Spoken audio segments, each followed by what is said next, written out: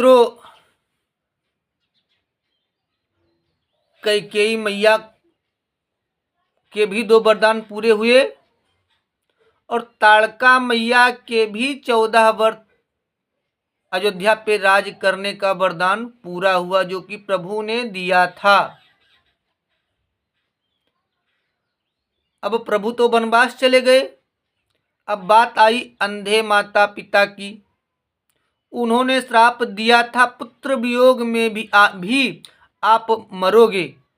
जैसे आज पुत्र वियोग में मैं मर रहा हूं, वैसे कल पुत्र वियोग में आप भी मरोगे।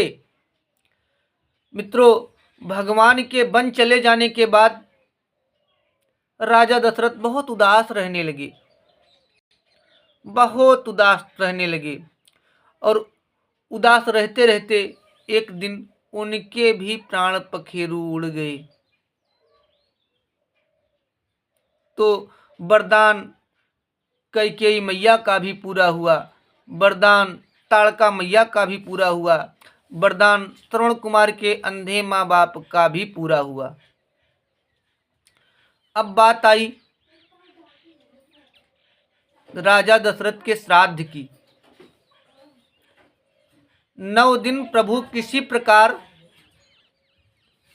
श्राद्ध का कार्य किए। 10वें दिन ब्राह्मण देवता बुलवाए गए। उस देवता को मैं नमन करता हूं, ब्राह्मण देवता को। उन्होंने श्राद्ध की सामग्री को लिखा। प्रभु राम ने लक्ष्मण जी को श्राद्ध का सामान लाने के लिए कहा। लक्ष्मण निकल पड़े श्राद्ध का सामान लाने के लिए। मित्रों, लक्ष्मण को काफी देर हो गई, लौट के आए नहीं। ब्राह्मण देवता बोले, भगवान, श्राद्ध का शुभ मुहूर्त निकलता जा रहा है। मैया सीता ने कहा, प्रभु आप जाइए, थोड़ा जल्दी लेके आइए। प्रभु राम ने कहा, हमारे भाई आते ही होंगे, कुछ देर और बीता। लक्ष्मण नहीं आए अभी। फिर ब्राह्मण देवता बोले, श्राद्ध का शुभ मुहूर्त निकला जा रहा है, इस बार मैया से नहीं रहा गया, आप जाइए, आप ले आइए श्राद्ध का सामान। प्रभु भी चले गए। कुछ देर और बीता। ब्राह्मण देवता बोले, मैया श्राद्ध का शुभ मुहूर्त निकला जा रहा है।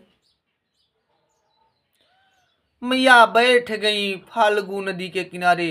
गुरुदेव आप श्राद्ध करवाइए, श्राद्ध मैं करूंगी, विधि के विधान को कौन टाल सकता है। मित्रों, ब्राह्मण देव श्राद्ध करवाने लगे, सीता मैया श्राद्ध करने लगी। श्राद्ध पूरा हुआ और माता जी ने अपना चूड़ा, ये जो बाल में बांधते हैं चूड़ा, गुरुदेव को श्राद्ध की करवाई में दे दिया। अब होनी को कौन टाल सकता है। जैसे ही श्राद्ध पूरा हुआ, प्रभु आ गए, भैया लक्ष्मण भी आ गए। सीता जी के बाल को खुला देखकर प्रभु आगे बबूला हो गए। बोले, सीता ये आप क्या कर रही हैं। मैया ने कहा, प्रभु, हाथ जोड़ के मैया ने कहा, प्रभु हमने तो श्राद्ध किया। मित्रों, प्रभु बोले, कोई साक्षी है। आपने श्राद्ध तो किया, लेकिन मैं कैसे मान लूं आपने श्राद्ध किया, कोई साक्षी है। मैया ने कहा, ब्राह्मण देव साक्षी हैं। फाल्गु नदी के किनारे मैं श्राद्ध कर रही हूं, फाल्गु नदी साक्षी हैं। गौ मैया श्राद्ध को झूठा कर दी हैं, वो भी साक्षी हैं। एक बट वृक्ष था वहां पे मित्रों, उस पे काग देवता बैठे थे। मैया बोली, काग देवता भी साक्षी हैं और बट वृक्ष तो साक्षी हैं ही। प्रभु ने कहा, कोई साक्ष्य में हामी भरेगा कि आपने श्राद्ध किया। मैया ने गुरुदेव जी से आग्रह किया। गुरुजी आप बताइए, भगवान को मैंने श्राद्ध किया। मित्रों, ब्राह्मण देवता डर गए।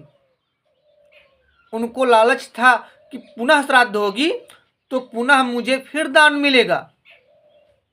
इसीलिए उन्होंने कहा, ना मैंने देखा ना मैंने सुना, कौन किया कौन करवाया।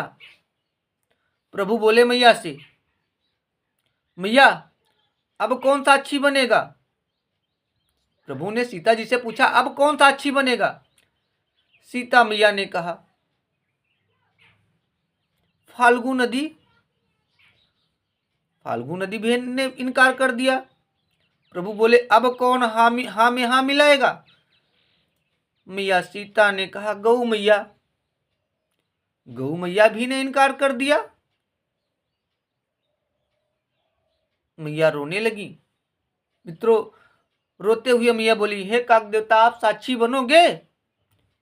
काक देवता ने भी ना बोल दिया, मैं साक्षी नहीं बनूंगा। मैया ने कहा, हे बट देवता, अब सीते का आखिरी सहारा आप हो। अगर आप ने हाँ नहीं बोला तो सीते मैया कलंकित हो जाएंगी। मित्रों, बट वृक्ष को सीता जी ने सुमिर करके कहा, हे बट देवता, मैंने श्राद्ध किया, क्या आपने देखा। बट देवता ने कहा, हाँ प्रभु, अरे मेरे ही नीचे तो बैठ के सीता जी ने श्राद्ध किया। मित्रों, सीता मैया बहुत खुश हुई। आनंद से उनका हृदय गदगदा उठा। उन्होंने बट देवता को आशीर्वाद दिया। जाओ बट देवता, मेरा आशीर्वाद है तुम्हें। इंसान की कई पीढ़ियां बीत जाएंगी, लेकिन आप जैसे हो वैसे बने रहोगे। कोई भी भक्त बताए कि बरगद का वृक्ष या पीपल का वृक्ष उसके जीवन में उत्पन्न हुआ और उसी के जीवन में सूख गया हो।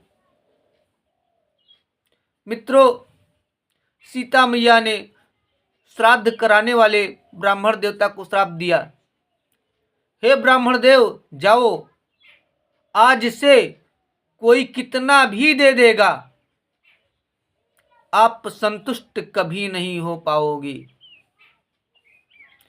गौ मैया को श्राप मिला, आप जीवन भर जूठा खाना पाओगी। फाल्गु नदी को श्राप मिला,